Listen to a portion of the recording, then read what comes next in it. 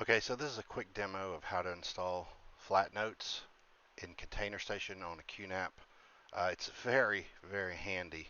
I have a link to it here, and then I have this here. So just a quick little demo on it. So you can create a new note, um, and you just give it a title, and then you can write in it, whatever. You can use some font if you want. You save it. It turns off editing when you switch between them. So if I go to all notes, and I go back to this, and I come here, I can't edit it now, and then I could turn on editing, and I could edit it, and then I could save it, and then I could just move on. So one thing that's nice about this is, or there's several things nice about it, but so like you see I have this car parts here, I put it in here so that I could search for it. So I go back to all notes, and then I just do a search for car parts. It tells me what the name of the note is, the date timestamp. Here's a demo note, so I can click here and I can go right to that note. So it's really handy because I put all kinds of stuff in here, and I try and keep them like themed for whatever they are. But anyways, that's it. It's how it works. If I can go to another computer, open this link as long as I'm on my home network, and open it up. So that's what I'm going to install. So if you go over here to containerstation,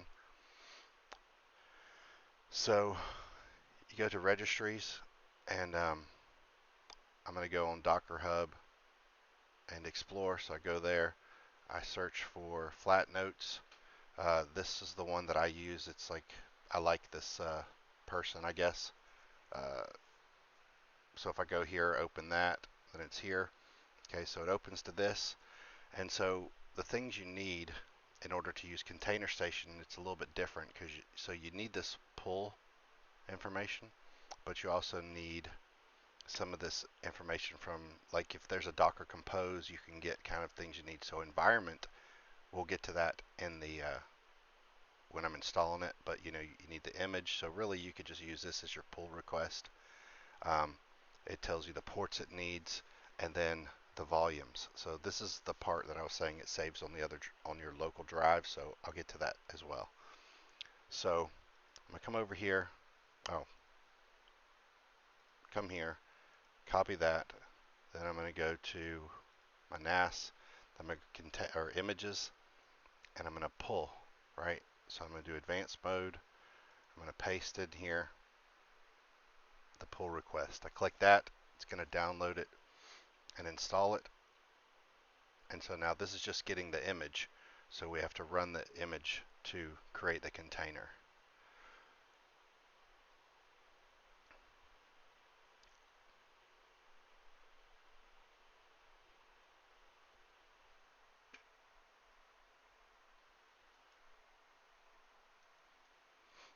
Okay, so it finished downloading that image.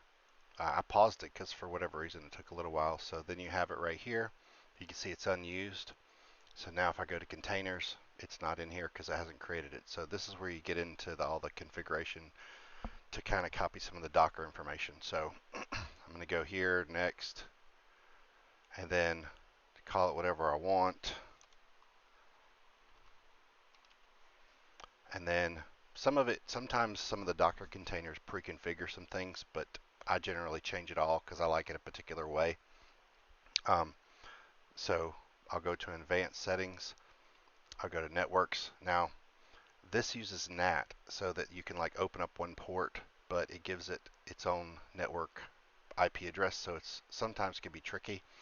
Generally what I always do is I go to bridged, and then I give it a static IP address. So you just pick a static IP address that's free on your network, so like 225, and so this is the IP address that'll be on your network. So I use the 10 network, and then the default port's 80. It says there, but we'll get into that. So because sometimes this containerstation sometimes is a little gimmicky, I'll apply it, and then I'll come back in here because sometimes it'll hang you up and not let you continue, and you have to start over. So that's the network part. Okay, so it's basically gonna give it this IP address on our network, or on my network. So this is the environment where this is the things that we have to pay attention to. So you have to put now this is very similar for a lot of Docker containers that you install on QNAP. But these are the things that you need. So I'll come over here, and so I scroll down to the bottom, and at first I want to check and see if any of them are already in there. So the port's already in there, but that's not the things that they added. So I just want to make sure I'm not going to duplicate something. So I'm going to add a new variable, and it'll put this little red dot, meaning it's not set up right yet. So I come here, and so the first one, I want to get the Flatnotes type with nothing else. So just that. Come over here, put that in, and then I usually just copy and paste it just to make sure that I get it correctly, so I don't fat finger anything.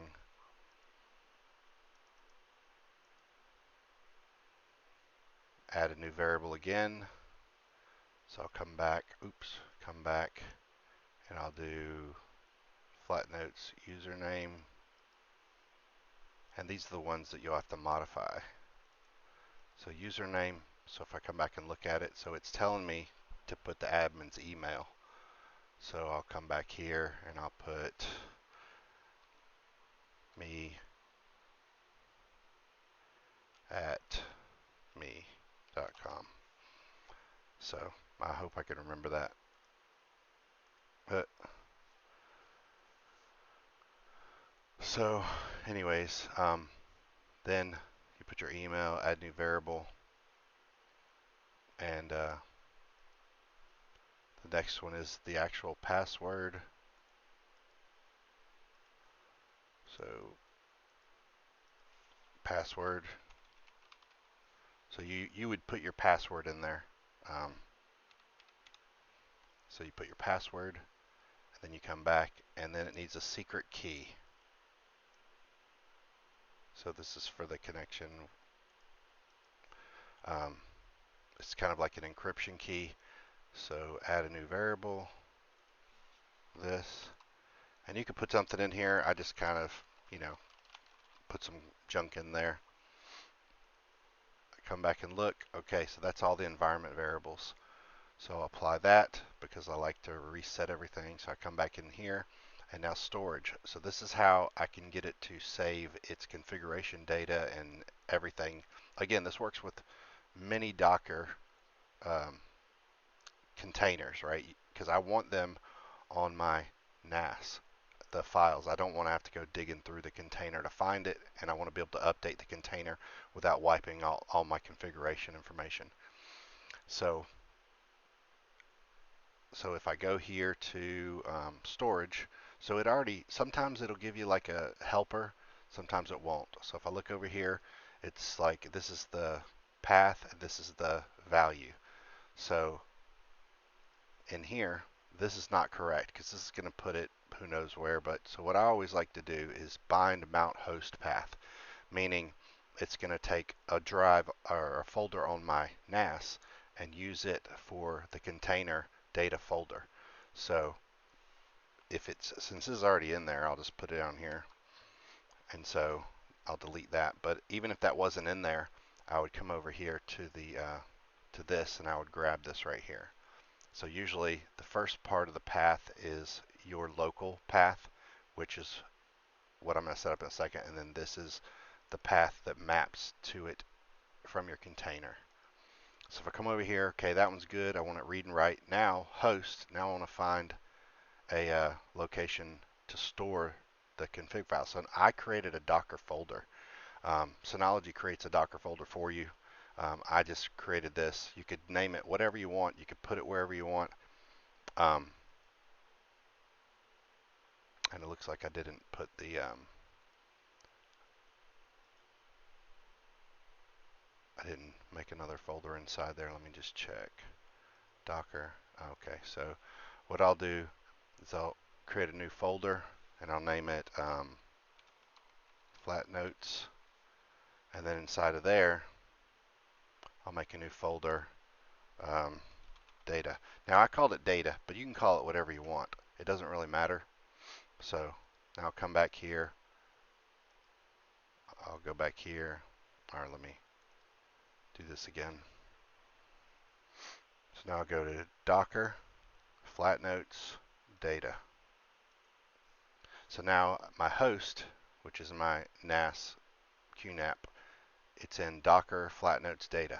So anything that the container tries to write to this data folder that I got from here, it will write onto my NAS. So I'll have all that information. So then I'll apply that, and then everything else you can leave the same. So it's in there, resources, environments. So I'll just come over here and check. Okay, so IP address, we did our own. This is port 8080, so you just want to make sure, because sometimes it doesn't get the right port here. So you just want to make sure that the it's looking for 8080 in the container. So the app will be looking for 8080. So you just want to make sure that's right, and it's also in here. But if you want to edit it, you have to go back to the main page. So that's all done. So then we just go next. Everything looks good. So this is just the bridge information, but let me just check that one more time. So network. Okay, so IP address will be 225. Okay, so next, finish. Okay, now it's creating it.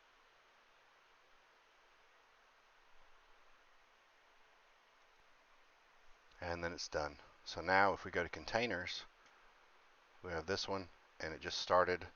And so a few things about this. So looks like there was a problem. It shut down or restarted. So you can go to logs here.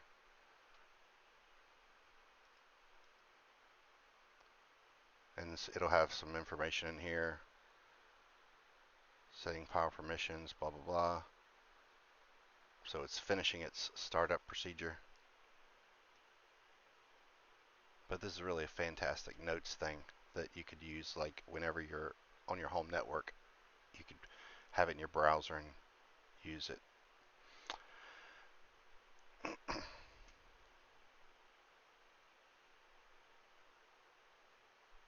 Oh, dadgummit. So actually, I'll leave this in. Okay, so it says invalid password type, so I'll fix it right here. If you don't want to see me fix it, you can skip forward. But so I'll go here and I'll stop it. Okay, now this is a handy thing that's inside of .containerstation that makes it a little bit easier. So if I'm going to update it, I'll recreate directly. But if I want to recreate it, like go back and start again, but keep all the things that I've changed so far, then I will do recreate. So it basically takes us back to creating the container. So I can skip past there. And now if I go to advanced, all our stuff is still in here, but what it said was this was wrong. So it wasn't supposed to have the quotes. So then if we look, all our environment things are still in here. Me is the username. All that stuff. Apply, and then next, and then finish. So I just recreated that container.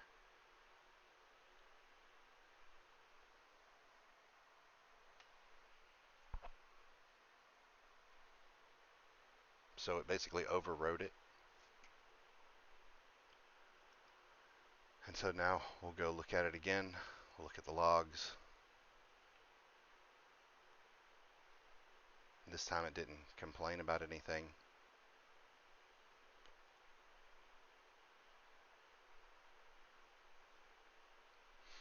Okay, so we set the IP address at 10.0.0.225, and it's port 8080. And there we are. Okay, so username, we put me, and then we put password.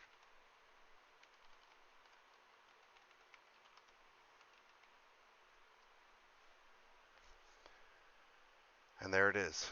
So new note, um,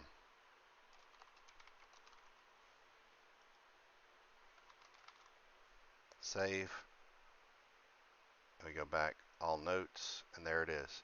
So then you can take this and just save it to your bar, and if you have your browser synced, anything on your network will be able to get to it. So here's the new one. So if I go back here, so another one thing I wanted to show was that now when I come in here and I go to my Docker Flatnotes data, it's storing all its config file in here. And when I open up this, so this is the note that I just created. Oh, this one doesn't have the text editor on here, so I'll show you from mine.